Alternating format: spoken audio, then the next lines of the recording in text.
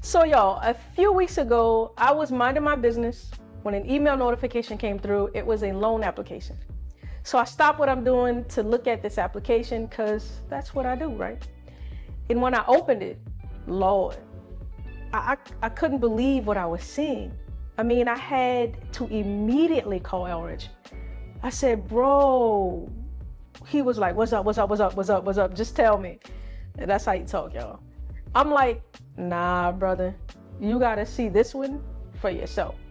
Yo, the borrower was asking for $3 million for a property currently worth $2.1 million. Like, what? I can't take this person seriously. Like, where they do that? And that's not even the good part. Oh, it gets better. Look, hang in there because I'm going to show you all the red flags and why we said absolutely not to this borrower.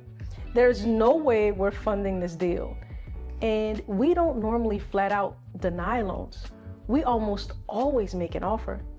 It might not be a super sexy offer, but for the most part, we always make an offer to lend. But every now and then, you just gotta say no. And this one right here, ooh, wow, deserved several no's. No today, no tomorrow, no next week, no next month. And just so I'm clear, it's a no next year. And I know K-N-O-W, you know K-N-O-W, what I'm saying. If you watched my last video, you know I lend money that banks won't touch. I fund deals other lenders walk away from. But that does not mean I fund everything. Knowing when to say no is the thing that protects our investors' capital and keeps vertical capital open for business. I process every loan that comes through our company. I see the applications, I run the numbers, I evaluate the borrower. And sometimes, like this one, I can tell within the first 60 seconds that a deal is an absolute no. So I'm going to walk you through the entire application and show you every red flag. I'm going to use the same 3 C's I use on every deal, which is the character of the borrower, the collateral, and the capacity to close, to show you exactly why this one failed all 3. Let's get into the character, which is the first thing I look at. Who is this borrower? This person listed 1 year of experience, 1 year, and are asking to handle a $3 million development project across 6 vacant lots.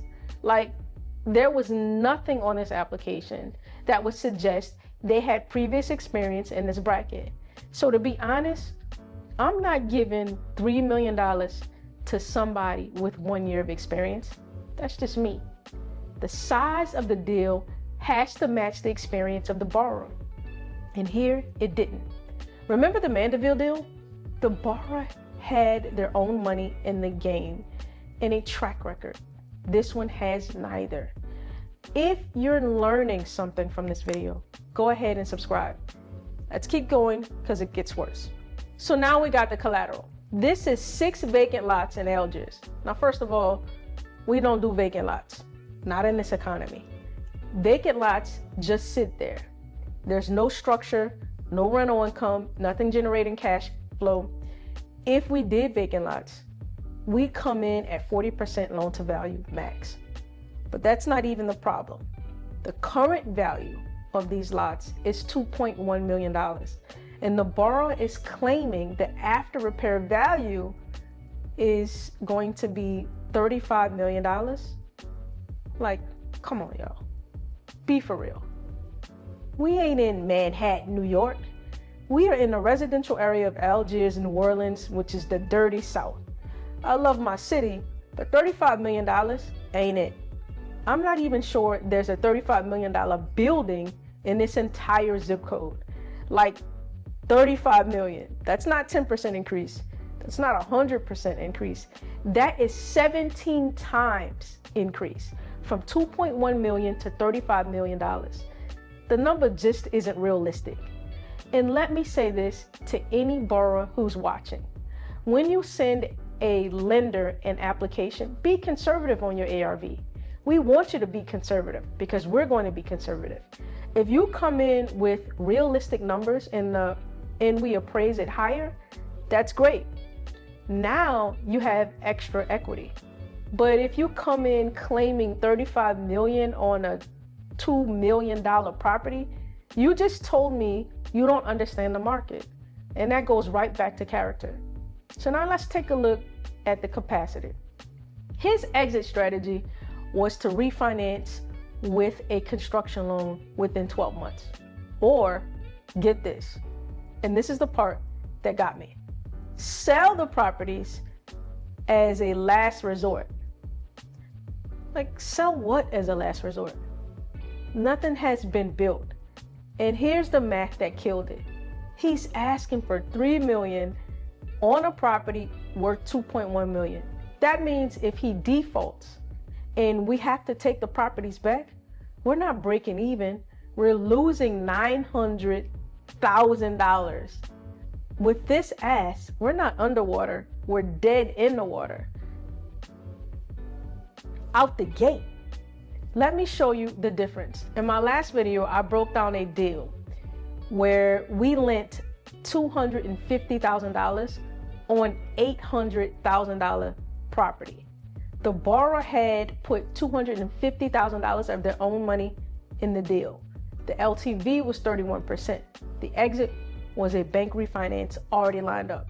Character checks, collateral checks, and a capacity check. We made $37,000 on that deal. This deal, the borrower has 1 year of experience, asking for $3 million. The loan is more than the current value of the property. The ARV claim is in never ever land. And the exit strategy is to sell something that hasn't been built yet. Character, collateral, and capacity, all three of them failed. If you want to learn how to evaluate deals using the 3 C's, the character, the collateral, and the capacity, join us inside Vertical Capital Bankers community. The link is in the description. Usually there's something to work with. The borrower gives us something to reach out about, something to be creative on, something we can structure to where it makes sense for both parties. But this one, there was nothing to grab onto. The gap between what they were asking and what made sense was wider than the Grand Canyon. So just to be clear, let's recap the red flags. The borrower experience doesn't match the deal size. 1 year, $3 million. Red flag number 2, vacant lots with no structure, no income, no development plan. Number 3, ARV claim of $35 million on $2.1 million property. That's 17 times increase in a residential area. Red flag. Red flag number 4, loan amount, $3 million, exceeds current property value at $2.1 million. We dead on arrival, y'all. Red flag number 5, gap funding, second lien position on undeveloped property. We ain't doing that. Red flag number 6, exit strategy is to sell something that isn't built. So if you're a borrower watching this, here's what I hope you take away from this. The deal should speak for itself. You shouldn't have to inflate your ARV to make it look attractive. Be conservative. If you come in with a realistic ARV and we appraise it higher, now you look smart and the deal has extra equity built in. That's what gets loans approved. And make sure your experience matches the deal size. If you have 1 year of experience, start smaller. Build a track record. Do a few deals at $100,000, $200,000. Partner with an experienced person. Show us you can execute, then come back for a bigger loan. We want to fund your deals. Help us help you. And if you're on the other side, if you're someone who wants to learn how to evaluate deals like this, how to spot the red flags, and how to deploy capital into deals that actually make sense, that's what we do inside the Vertical Capital Bankers community. The link is in the description. Yo, here's the bottom line. Saying no is how you stay in business. $3 million on $2.1 million property with 1 year of experience and a $35 million fantasy ARV, that's not a deal. That's a donation. And we don't do donations at Vertical Capital. If you haven't seen it yet, go watch my last video where I break down the deal we actually approved and show you what all 3 C's look like when they pass. I'm Anitra Preston, and I can't wait to see you on the inside of the community.